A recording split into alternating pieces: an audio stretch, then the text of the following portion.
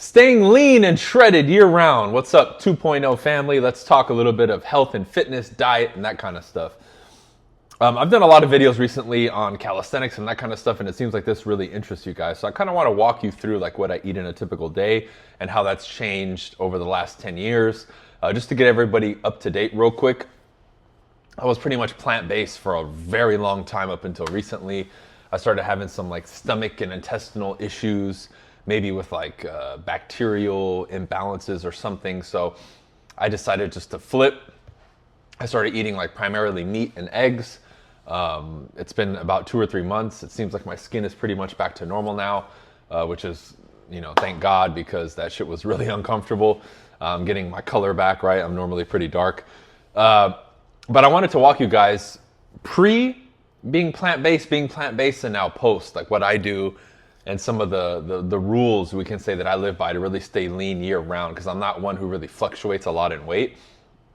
I have abs pretty much year round, and it's been pretty easy for me to maintain that because I've been very active and I follow a pretty clean diet. So let me give you some basics before we get into the foods. Good sleep that's consistent. No drugs, no alcohol, no smoking. And those are the main ones. I think those, more than anything, benefit the most because my hormones are probably in pretty good shape. And I know alcohol and all those other things really influence your appetite. You get buzzed and you want to eat. Like I remember when I was a kid, when I was younger, right? 21, when I would drink every once in a while, it's normal, right? You go party, you drink, you go to the club, and then after, hey man, let's go to the taco place or the burger place, and all that turns into fat, right? And people do that weekend after weekend after weekend, and after a couple months, they gain a ton of weight, right? Even if you're young. So no alcohol, no smoking, and good sleep, to me, are non-negotiables before we get into diet and lifestyle, because that's a component, that's a pretty strong lever in your lifestyle, and I think many people struggle with that. Get off your phone, get to sleep earlier, get your 7 or 8 hours, and stop drinking, man. Once you've stopped drinking for a while, and you accept the fact that you're not going to drink or smoke, it's cool. People will respect your decision. You don't have to explain yourself, right? And if you have people who are trying to push you, get rid of them. If they don't support your decision, get rid of them, dude. Because I can go out, drink water, not drink, have a good time, socialize, and nobody cares. Especially if you're an adult watching this. Nobody cares, right? But make sure you handle that. Now let's get into the diet. Pre being plant-based, I experimented with a ton of stuff. Prior to getting into fasting and all that, I usually did frequent small meals, which I know works for some people, but really I always was somebody who leaned more towards having a good balance. Like I'm not exactly sure of all the science behind the macros and all that, but typically in a meal, I like to have chicken breast or, a piece of meat, a little bit of vegetables, and then maybe a little bit of mashed potatoes or some kind of carb, right? So I made sure to get all three. That worked for me very well in my youth and even into my 20s. Usually 3 square meals like that, a smaller or medium-sized kind of breakfast, a decent lunch, and then a medium-sized dinner with that kind of format always worked for me, and I recommend you give that a shot, right? Once I went plant-based, I was more foraging all the time, eating fruits and that kind of stuff. Keep in mind, throughout all of this, I've been very active. And even now that I don't play basketball, I still box and, I walk pretty regularly. So I'm still a pretty active dude. But the 3 square meals were good. When I went plant-based, it was more, like I said, foraging. I was always shoving food down my throat, eating fruit, regular fruit, dried fruit. I did that for a really long time. I noticed when I went that route and I ate more carbs, I frequently was a lot more hungry. And I think that's because proteins and fats are more satiating. And since I got away from eating meat and all that for a good 9-10 years, I had to really, because I was so active, constantly fuel myself. And for the most part, up until I started having problems about 9 years in, I felt great. I felt good. I looked good. I think overall mental clarity and all that was peak for me when I was like prime, super clean, plant-based. Again, like no drinking, no smoking, none of that. I think I've had alcohol maybe once or twice in the last like 5 to 7 years, so like I don't really drink. So that was more frequent meals, foraging, that kind of stuff, right? But healthy. And I want to make this clear. I wasn't eating out of bags. I wasn't eating processed foods. It was super stuff. I would grab fruit, right? Anything that I ate was real food. Vegetables, fruits, and that kind of stuff. I wasn't really eating bars and stuff that was packaged up. That was like 5% of the time, if that. You know, if I looked at the label and it had anything scientific or anything that wasn't like, you know, this vegetable and salt, right? Like I wouldn't eat it because I didn't want to eat those preservatives and stuff. And we know nowadays those seed oils and preservatives are the worst thing. All right.